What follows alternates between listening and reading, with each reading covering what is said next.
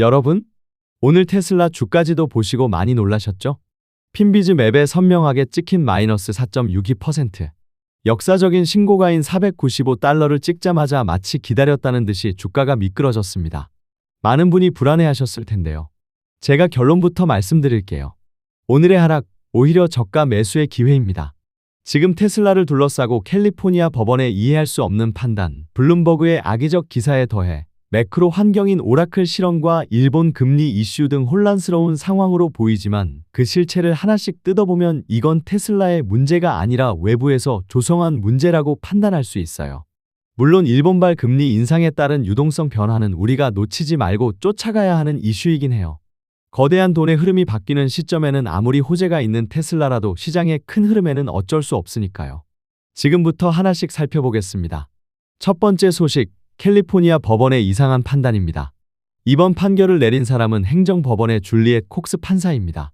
테슬라의 자율주행 명칭인 오토파일럿과 FSD가 소비자를 속이는 기만적 행위라며 영업정지 30일에 개선을 위한 90일 유예기간을 결정했습니다.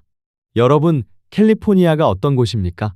직전 테슬라 본사가 있던 곳이고 미국에서 테슬라 차를 가장 많이 판매하는 지역 아닙니까?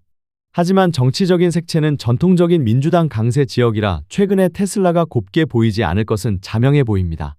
여러분들도 잘 알고 계시겠지만 지난번 일론 머스크의 보상 패키지에도 딴지를 걸었던 이해할 수 없는 결정으로 테슬라 본사를 텍사스로 옮기게 하는 배경이 되었죠. 물론 테슬라는 이 결정에 대해 오토파일럿과 FSD의 슈퍼바이저드, 즉 감독형이라는 정보를 소비자에게 단 한 번도 빠뜨리지 않았고 소비자 또한 이와 관련한 클레임이 없었다며 판매 중단은 절대 없다고 자신합니다. 테슬라의 자신감도 충분한 근거가 있습니다.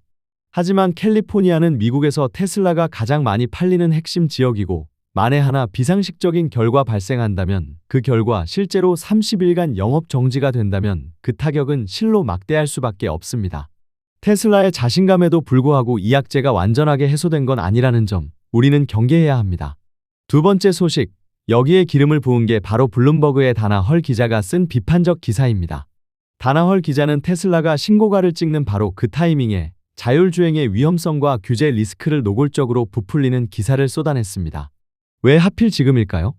다나 헐 기자는 오랫동안 테슬라를 비판해온 인물입니다. 일각에서는 테슬라의 시장을 뺏긴 전통 레거시 자동차 업계와의 보이지 않는 합작이 아니냐는 의심을 제기하죠.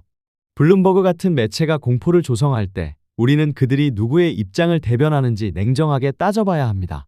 세 번째 소식, 오라클 최고 경영자 사프라 캐츠의 실언으로 인해 시장이 걱정하는 AI 성장성에 대한 의문입니다.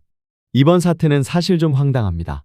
사프라 캐츠 대표는 올해 역대급 실적을 발표해놓고는 정작 내년 전망에 대해서는 불투명하다는 CEO답지 않은 발언을 했습니다. 잘 차려진 잔치상에 스스로 찬물을 끼얹은 멍청한 실언이었죠.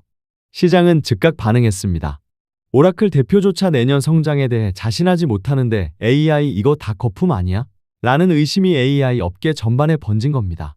하지만 여러분, 오라클의 인프라 사업과 테슬라가 실제 도로에서 구현하는 실물 인공지능은 차원이 다릅니다. 사프라 캐츠가 내뱉은 불확실성의 불똥이 테슬라까지 튀었을 뿐 혁신은 여전히 현재 진행형입니다.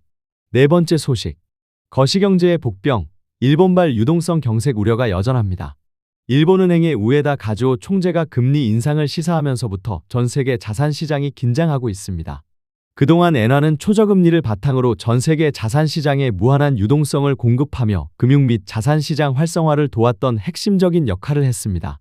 그런데 일본이 이 유동성 수도꼭지를 잠그겠다고 했으니 시장은 이자 부담을 두려워해 해당 자금의 회수가 시작되어 유동성이 경색되면 증시와 자산시장의 하락은 불을 보듯 뻔한 일이죠. 이건 테슬라만의 악재가 아니라 전 세계가 두려워하는 상황이 될 수 있습니다. 이 유동성 흐름은 모든 자산시장에 영향을 미치므로 우리가 끝까지 관심 갖고 살펴봐야 할 핵심 변수입니다. 오늘의 결론입니다.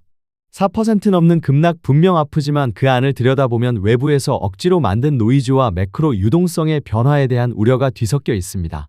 오라클 대표의 실언부터 일본발 유동성 축소 우려, 캘리포니아의 압박, 그리고 레거시 미디어의 공격까지. 하지만 테슬라의 기술력과 비전은 단 1%도 변하지 않았습니다. 유동성 축소라는 거대한 변화 속에서도 본질을 지키는 기업은 결국 살아남습니다. 흔들리지 마세요.